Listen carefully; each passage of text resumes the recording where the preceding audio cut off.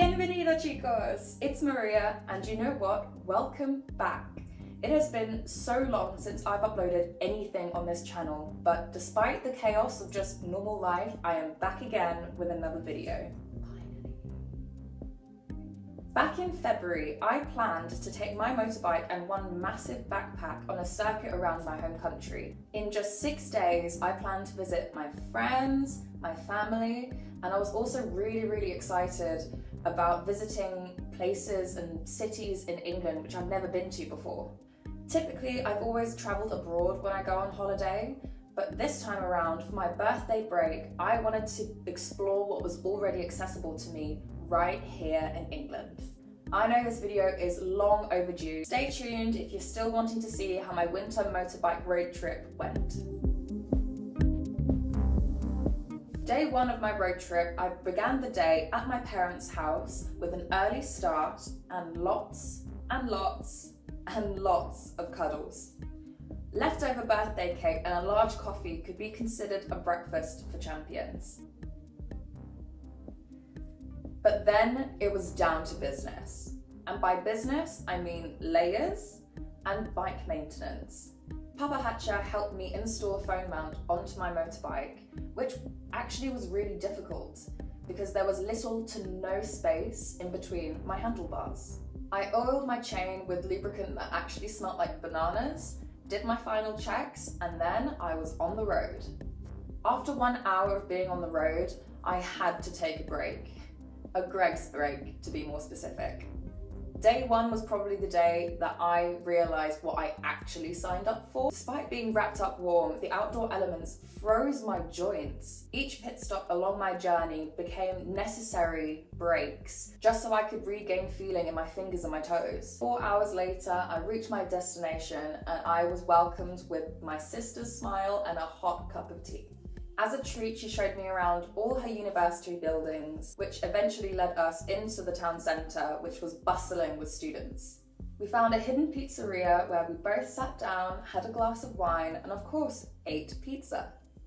It was so amazing to spend time with my sisters and just to smile together. But the next morning arrived a lot quicker than I expected. Feeling rested and refreshed, I was ready to take on day two.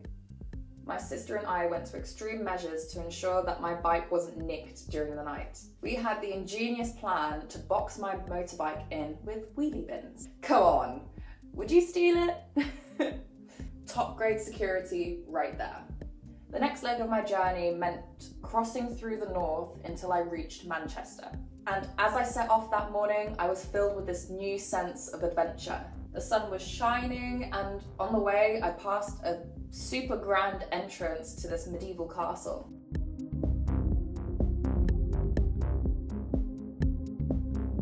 I couldn't stay too long as there was a lady that ushered me to either pay for a ticket to stay or to just leave. Once I got back on the road, I realised that the temperature was dropping more and more the further I travelled. The scenery was beautiful, but along the motorway I had to take a stop in one of the lay-bys. The conditions were horrible. The wind was blowing me all over the place. The reason why I actually stopped was because the wind was pushing me so much. The wind would push me dangerously close into crossing into the next lane. At this moment in time, I felt like I had frostbite on my fingers and there was ice and snow on the ground. But I was determined to continue. From busy traffic to being the only human for miles, I crossed over into the Yorkshire Dales. Shortly-ish after crossing over into the national park, I had finally reached my rest stop for lunch. For those of you who don't know, the Tan Hill Inn is the highest pub in altitude across the British Isles. And yes, I did travel miles off my set course purely just to go to this pub. No regrets. I was welcomed by a huge wave of warmth and comfort, the sound of a crackling fire, 1 pint of lager, and the biggest fish and chips I've ever had. I did not want to leave. But when I did, I made sure that I had a souvenir. This day was tough, and there were many times where I thought that I was absolutely mental for even trying to do this. I was pulling into a service station, still hours away from my final destination, where the back wheel of my motorbike slid out from underneath me. Luckily, I saved it. But when I got to the services, I had had enough. And this was day 2. I was in pain, my muscles were all tense, and mentally I was so drained. But did I stop? Of course not. I got to my destination and parked my motorbike in an underground car park in Manchester, where the ramp for the entrance was so steep it was practically vertical. I said goodnight to my motorbike and checked into my hostel. I would go on to say how lovely and how beautiful the room was, which it was, but to be honest, I was so happy to just have a bed and a warm shower. How did I spend my night in Manchester? Well, first of all, I needed a drink. I went to my first bar, which was called Behind Closed Doors. The decor was insane, the cocktails even better, and the people there were so friendly. At this bar, I met this lovely girl called Jen. And when she discovered that I was here on my own, she immediately introduced me to everyone. She then led me to another one of her favourite bars called Dusk Till Porn. We talked and we laughed and we were having so much fun that we were there until closing time. The good energy and the kindness after such a stressful journey was exactly what I needed. This also gives me hope to one day go back to Manchester and see all those friendly faces again. The next morning, just outside my hostel, there was this really small cafe. I was drawn in by this delicious smell of this lady just cooking Jamaican curry. After grabbing a coffee and a fresh smoothie, I returned to my room with the hopes to enjoy the final relaxing moments before I got back on the road again. Or so I thought.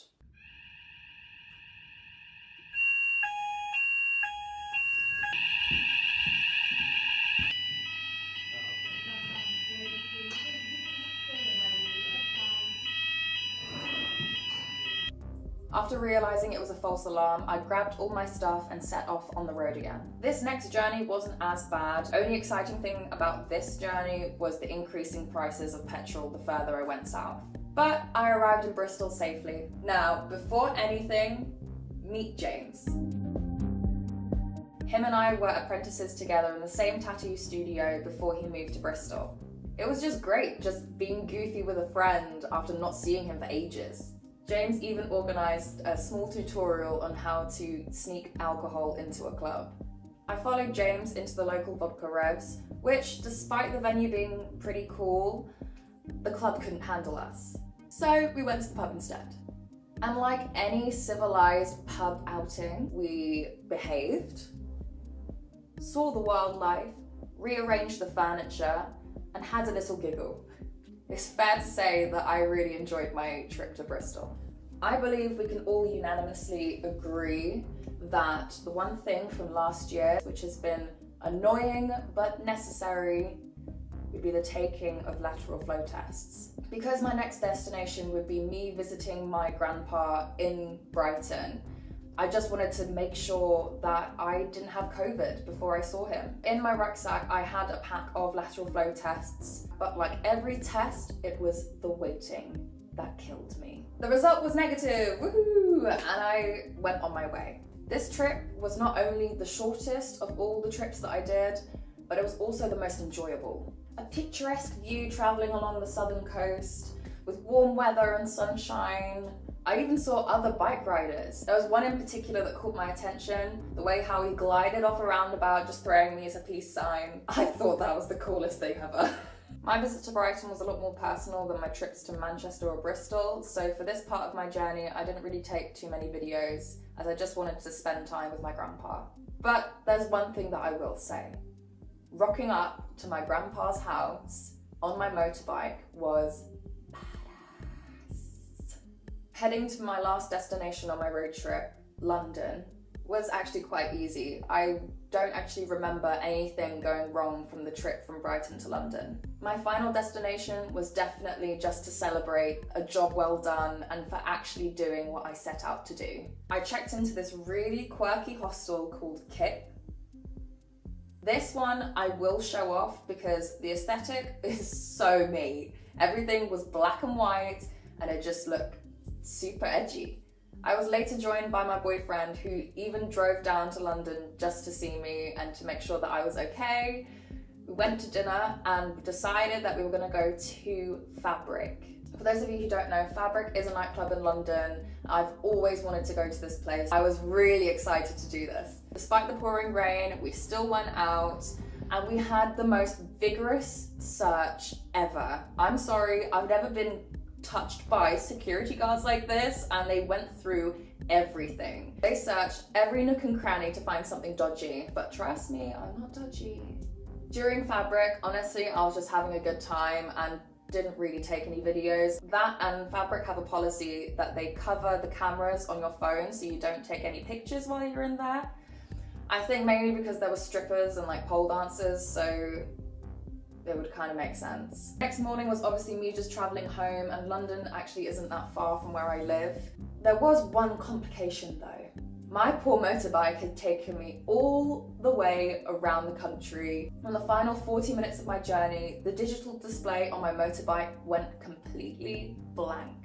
I had no idea how fast I was going. The dials weren't working, nothing was working. So I had to spend most of the journey in the loser's lane following the trucks just to make sure I wasn't breaking the speed limit. This road trip was definitely one of the highlights of my year. I look back on it with fond memories, and you know what? I am so happy I did it. The good and the bad both made it the best trip ever. There is one thing that I do wish that I did, and that would have been to spend longer in each city on my trip. That was only because when I arrived, I just had the evening and then I had to get ready and leave the next morning. It was just really rushed. So yes, I would love to go back to every city that I visited and just spend more time there. So what do you think of my road trip? Do you think I was crazy? Maybe a little bit.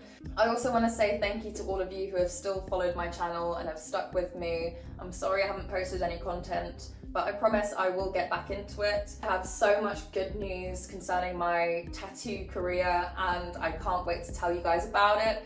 But for now, ciao queridos.